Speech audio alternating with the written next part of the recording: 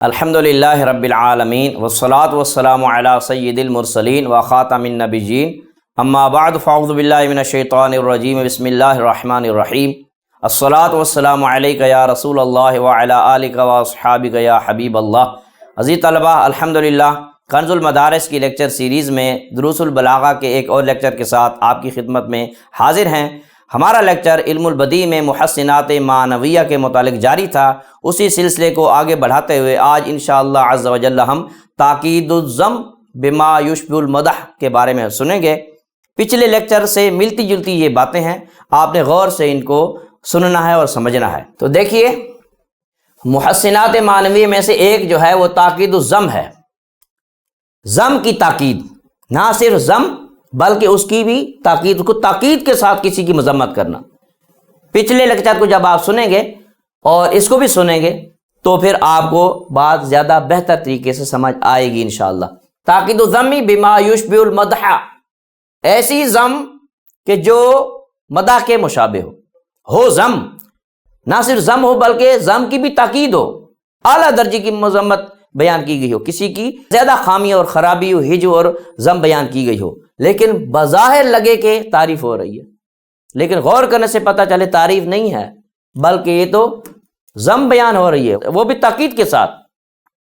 دربان اس کی بھی دو قسمیں ہیں، جیسا کہ پچھلے لیکچر میں آپ نے سنا تھا تاکید المدح، اس کی دو قسمیں تھیں، تو یہ ہے تاکید الضم بما یشبہ المدح، اس کی بھی دو قسمیں۔ الاول، پہلی قسم یہ ہے، والثانی، اور دوسری قسم یہ ہے۔ پہلے آپ یہ مثالوں کو دیکھ لیجئے، پھر ان چیزوں کو سمجھتے ہیں انشاءاللہ۔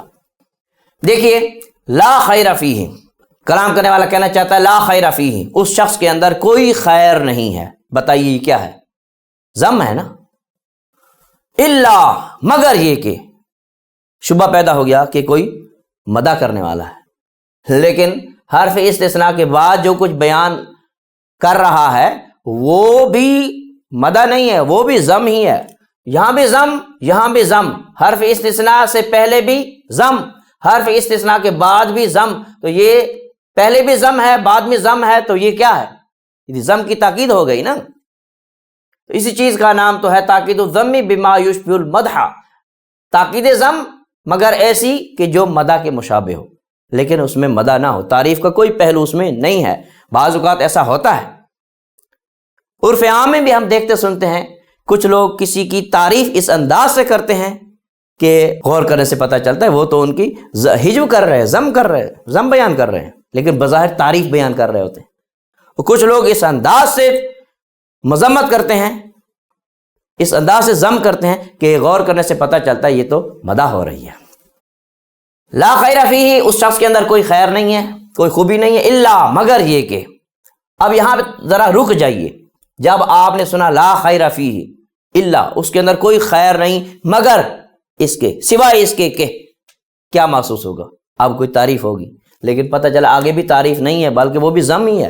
الا انہ یتصدق بما یسرق، مگر یہ کہ وہ صدقہ کر دیتا ہے ہر اس چیز کو جو کچھ بھی وہ چوری کر کے لے آتا ہے، جو کچھ بھی وہ چوری کر کے لاتا ہے اس کو صدقہ کر دیتا ہے، بس یہی ایک اس کے اندر خیر ہے، ورنہ اس کے علاوہ اس کے اندر اور کوئی خیر نہیں ہے۔ اب بتائیے یہ خیر ہے؟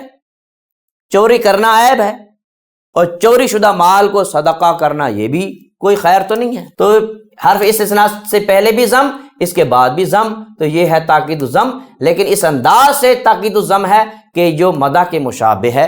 بما یشبہ المدح کا مطلب ہے بظاہر شبہ ہوتا ہے کہ یہ مدح بیان ہو رہی ہے، لیکن مدح بیان نہیں ہو رہی ہوتی۔ تو اس کو سمجھتے ہیں یہ کیا چیز ہے۔ الاول، پہلی جو قسم ہے تاکید الضم بما یشبہ المدح کی، وہ یہ ہے ان یستثنى صفت ضم، ان یستثنى کا تعلق صفت ضم کے ساتھ، ان یستثنى صفت ضم، صفت ضم کا استثناء کر دیا جائے، من صفت مدح منفیت، صفت مدح منفیہ سے۔ اب یہ جو ہے اگر کہیں فی خیر، اس کے اندر خیر ہے، تو یہ تو ہے صفت مدح، یہ تو ہے صفت مدح مثبت ہے، یعنی اس کا صفت مدح کا اس بات ہے۔ اور اگر کہیں لا خیر فیہ تو یہ صفت مدح منفیہ ہے، ایسی صفت مدح جس کی نفی کی گئی ہے۔ تو لا خیر فیہ یہ صفت مدح منفیہ ہے. کہتے ہیں کہ ان یستثنا صفت ضم، صفت ضم کا استثناء کیا جائے، من صفت مدح منفیت، صفت مدح منفیہ سے استثناء کر دیا جائے، جیسا کہ اس مثال کے اندر ہے. لا خیر فیہ الا، اس شخص کے اندر کوئی خیر خوبی بھلائی نہیں ہے سوائے اس کے کہ علی تقدیر دخولہا فیہ، یہ فرض کرتے ہوئے کہ یہ صفت بھی اس صفت کے اندر داخل اور شامل ہے. یعنی شبہ ہوتا ہے مدح کا، مدح ہوتی نہیں ہے. نہ وہ جیسا کہ فلاں شخص جو جس کی وہ حجب کر رہا ہے، فلان وہ ایسا شخص ہے، لا خیر فیہ اس کے اندر کوئی خیر نہیں ہے، الا سوائے اس کے کہ پتہ چلا کہ اب کوئی خیر بیان ہو رہی ہے، اب کوئی تعریف ہونے والی ہے، لیکن آگے جو کچھ بیان ہوا وہ کوئی تعریف نہیں، کوئی مدح نہیں، کوئی خوبی بیان نہیں ہو رہی، وہ بھی جو ہے حجب ہی بیان ہو رہی ہے.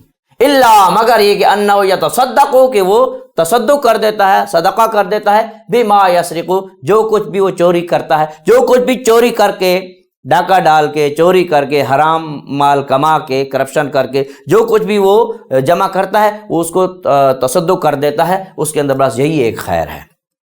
تو حالانکہ یہ بھی کوئی خیر نہیں ہے، چوری کرنا بھی عیب ہے، اور چوری شدہ مال جو ہے وہ اس کو تصدق کرنا اور اس کا کریڈٹ لینا یہ بھی عیب ہے.